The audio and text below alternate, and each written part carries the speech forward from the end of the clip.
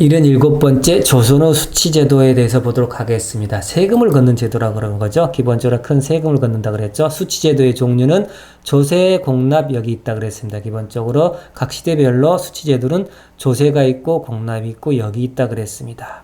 이거는 큰 흐름이 필요하기 때문에 일단은 이해 이주로 한번 가보겠습니다. 15세기 때 과전법이 실시된다 그랬죠. 과전법에서 과전법일 때는 기본적으로 10분의 1세를 낸다 그랬어요. 그래서 밑에 보면 1결당 최고 300두 이렇게 나왔죠. 그래서 1결의 개념은 최고 300두를 생산할 수 있는 땅의 크기를 말하는 거야. 다시 한번 1결의 개념은 최고 300두를 생산할 수 있는 땅의 크기를 말하는 겁니다. 그러다 보니까 10분의 1세를 내니까 30두가 되겠죠. 이렇게 이해를 하시고요. 자, 과전법이 실시되다가 다시 공법으로 갑니다. 공법 세종 때 공법을 시행했다 그랬죠. 그래서 전분육등, 연분구등법 이렇게 나왔죠. 그래서 전분육등법은 비옥도에 따라서 6단계로 나눴고 연분구등은 풍흉에 따라서 9단계로 나눈 걸 보고 말하는 거죠. 그래서 최고 20두에서 최저 4두를 냈다더라 이렇게 하는 겁니다. 공법상으로서. 그러다 16세기로 넘어가는 거죠. 16세기로 넘어갈 때는 최저 세율을 납부하는 게 관행이 됐었습니다. 그래서 최저 6에서 4두를 내게 됐는데 실질적으로 관리들은 최저 세율 이상을 딱 징수해서 중간에서 착복해 가는 거죠. 국가에서는 6에서 4두만 걷어가고 있는데 최저 세율만 걷어가고 있는데 관리들이 더 걷어서 지네들이 중간에서 착복한다는 소리 아니야. 이러한 폐단을 시정하기 위해서 영정법, 자, 인조 때 영정법을 실시했다 그랬죠. 인조 때 영정법에서 영원히 정한다 해서 1결당 4두만 내라. 1결당 4두만 내라 해서 영정법을 실시하는 거죠. 이렇게 보시고요. 그래서 조세제도 전체적으로 한번 봤었습니다. 그 다음에 공납 볼까요? 공납은 말 그대로 토산품을 국가에 바치는 제도를 보고 말하는 거죠. 그래서 토산품의 종류는 자, 상공, 별공, 진상을 바치는 제도가 있습니다. 그래서 항상 상자에서 정기적으로 바치는 것, 특별하게 바치는 것, 특산품을 바치는 것 이렇게 말을 합니다. 그러다가 공납의 폐단이 일어나는 게 말 그대로 방납의 폐단이라 그러죠. 방납의 폐단에서 대신 내준다는 거죠. 공납을 대신 내주는 걸 보고 방납인데 이거 좀 폐단이 일어났다 그래서 방납의 폐단이 있었고요. 이런 것을 말고 시정하자 그래서 수미법을 주장했던 사람이 이이하고 유성룡이 나왔다. 방납의 폐단을 주장했던 사람은 조광조다 이렇게 나오는 겁니다. 그래서 대동법 시행은 광해군 때 나왔다는 건 누구나 다 아실 거야. 그래서 광해군 때 대동법을 시행하자 해서 1결당 12두. 왜?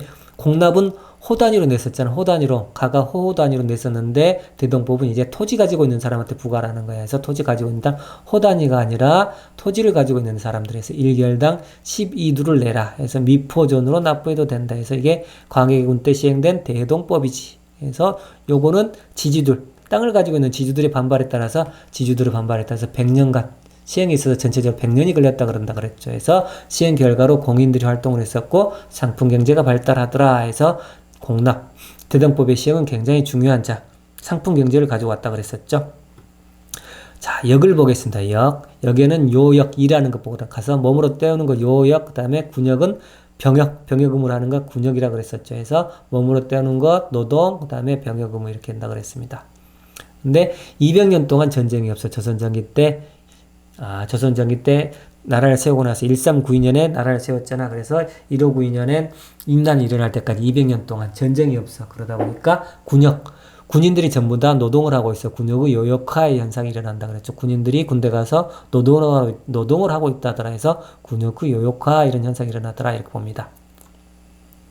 16세기에 들어서면서부터 말 그대로 군대 가기 싫어. 그래서 대립제 대신해서 가서 군대를 가져오는 것. 그 다음에 방군수포제에서 포를 내면 포가 뭐야?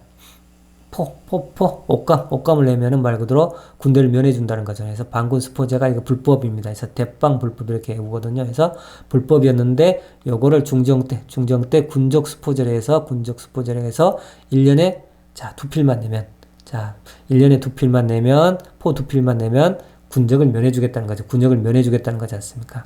그러다가 이제 영조 때 역은 균등하게 하자. 그래서 1년에 한 필만 내라. 이제 1년 군적 수포제에서는 2필 냈잖아요. 그래서 군수 2피 머리 군적 수포제 때는 2필 냈었는데 균역법 때는 영조 때는 한 필씩만 내라. 그런데 그러면 이제 말 그대로 세금이 부족할 거 아니야. 대신에 땅을 가지고 있는 사람은 결작이란 명목으로 해서 2두, 한 1결당 2두를 내라. 이렇게 하는 거죠. 이렇게 해서 전체적으로 조세 공납역에 큰 흐름이 있습니다. 큰 흐름 이렇게 해서 일단은 큰 틀을 잡고 나서 이제 암기법으로 가보도록 하겠습니다. 자, 조세 부분 볼게요. 조세 부분. 자, 조세 과전법이 나왔죠. 과전법.